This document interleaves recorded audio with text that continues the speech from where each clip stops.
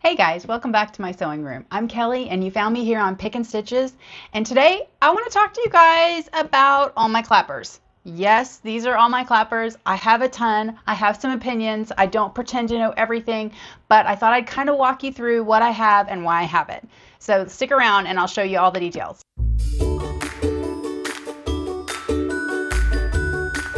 So yes, I have a ton of clappers, and this is kind of something like I'm a little addicted to quilting. My husband likes to build stuff in the garage. And so when I first started hearing about clappers, I was like, okay, this is totally something that we can make in our garage. And so I'm just going to kind of walk you through how this has all evolved and changed.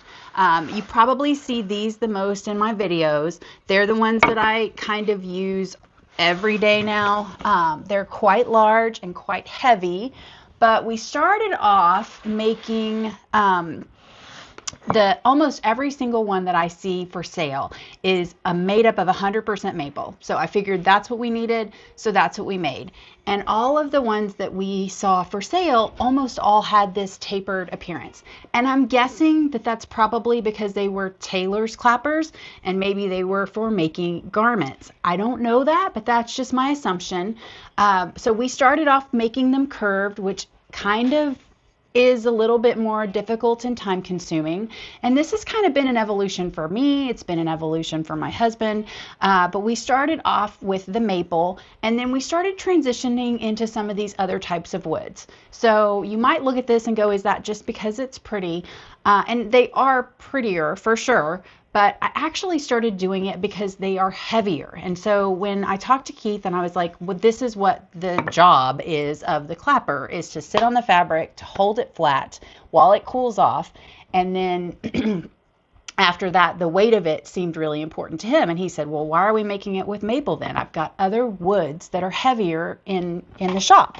So we started off with the maple, and just to kind of give you a reference, I had him cut several different pieces of kind of the same size here. So these are all the different woods that I have in our sewing room right now.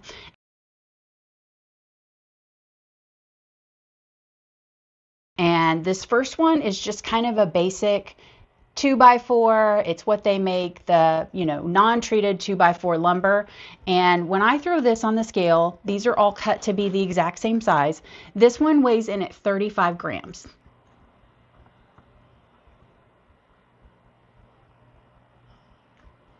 So that's kind of a standard weight if you can think about the 2x4s that you get at Home Depot or Lowe's or whatever.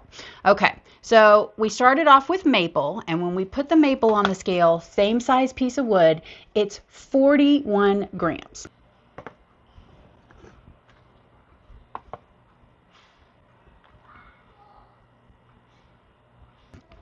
So 41 grams is 17% heavier. So for the same footprint, I'm getting almost 20% greater weight than I would with a regular 2x4. So that's this one, and I like it. It works well, and I think maple is supposed to be really good at drawing the heat out quickly from the fabric. But we kind of started tinkering with some different woods. So the next wood that we tried is a really beautiful American walnut. And this piece, if I measure it, they're almost exactly the same size, right? These are cut to be the same. These are very similar. This one weighs in at 44 grams.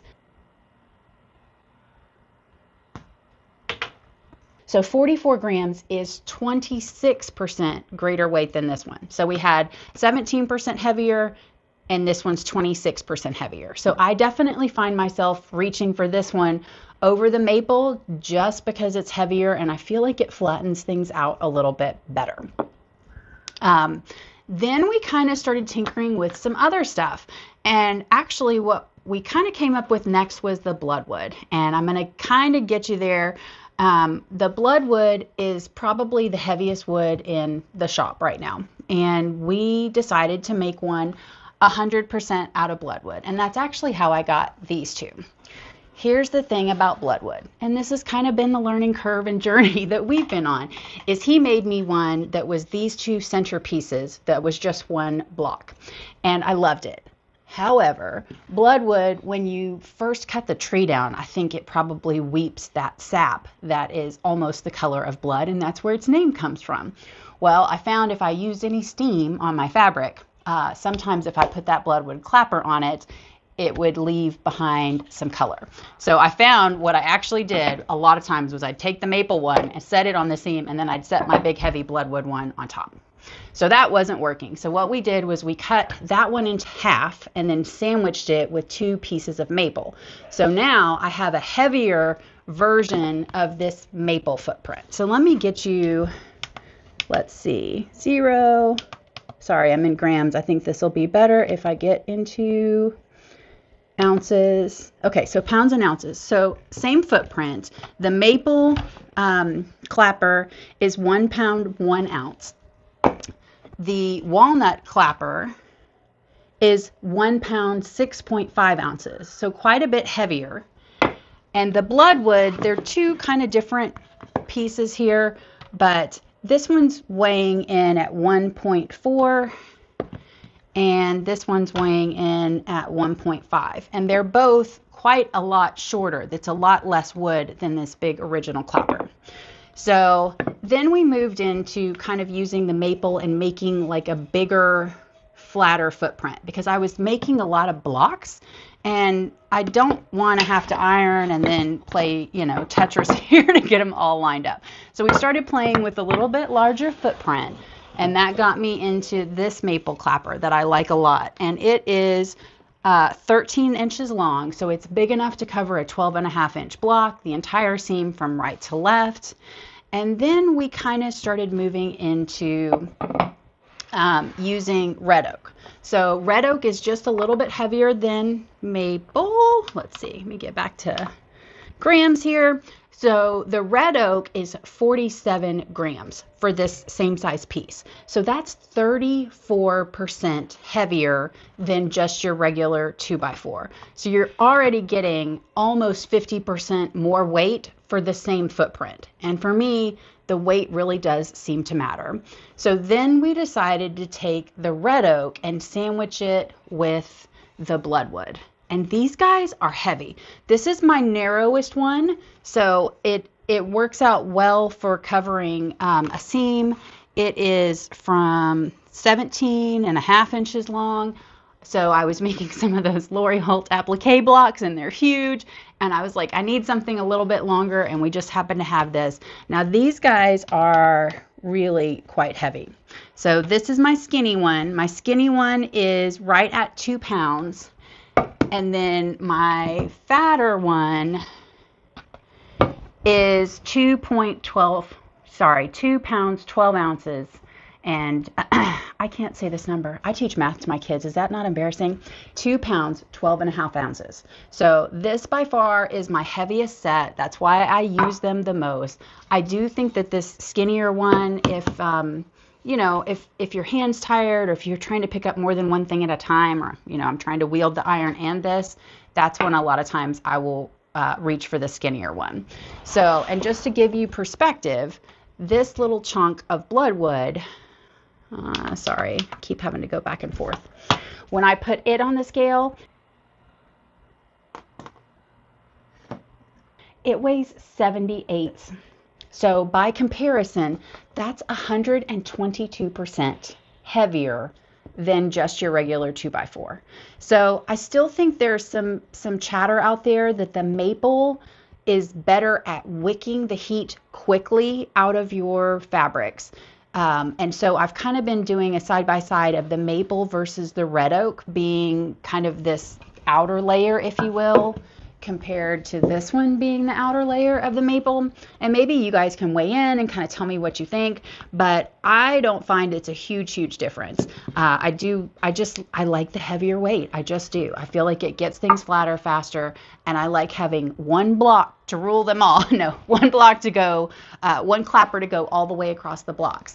And since I wasn't making garments, I didn't need them to be curved. And so that made it more simple for the work work in the garage, although none of this is really very simple. There's a lot of glue up, there's a lot of craftsmanship, and I'll get you guys some close-up pictures. I mean, these are handmade, so they're all going to be just slightly different. It's natural wood, so you can see like this is probably from the same board, or at least the same lot, the same group, and they look a little bit different. So they have some personality, and you know, it's not unlike, I think I've told you guys this before. When I first made this ironing board, you know, I covered it with a super cheap fabric. I figured I was going to be using starch and steam and maybe making some marks with the iron, and I didn't want to waste good fabric. But it turns out that this is the thing that sits out all the time in my craft room. No matter what, I have things on and off the long arm, or I have things on and off the design wall, but this is always out. So when I recovered it this time, I did it with something pretty, and I'm so happy that I did. And the same thing's kind of true about my clappers. I like having ones that have some uniqueness, there's some craftsmanship, and I have these generally kind of lay out, sorry for that loud noise, over here on the end of my board, and that's how I keep them organized. And so for me, this works out well. So I've been getting just a ton of questions about my clappers. I hope that helps answer kind of why mine look the way they look and why we did what we did. You know, I might be able to bend my husband's arm and get him to do a little video for us in the shop so that you guys can see how he makes them. If that was something that would interest you guys, definitely comment below and let me know. I might even be able to bend his arm and to get a small batch of them out. But again, this Bloodwood, which is part of what makes these so good, is kind of expensive. And so it's going to be at a slightly more increased price rate than what you see on some of just the plain Jane maple clappers. And again, it's going to weigh quite a lot more, which is going to make it more effective, and they're pretty. If you think of it more like the way that the custom cutting boards end up being with all of the beautiful woods they have, that's probably about where we'd start.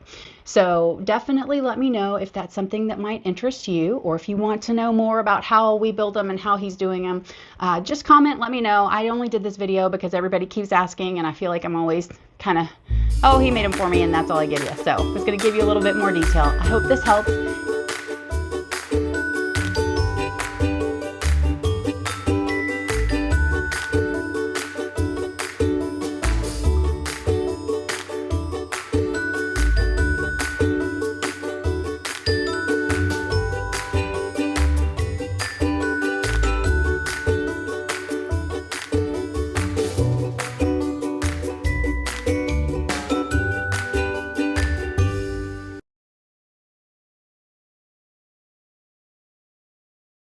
Okay guys, so that's everything I have to say on my clappers at this point. Again, I would love to hear what clappers you guys use. If you could measure them and then give me the weight so I'd have an idea of how it compares, that would be great too. I'd love to hear your comments and suggestions, and until then, I'll see you next time.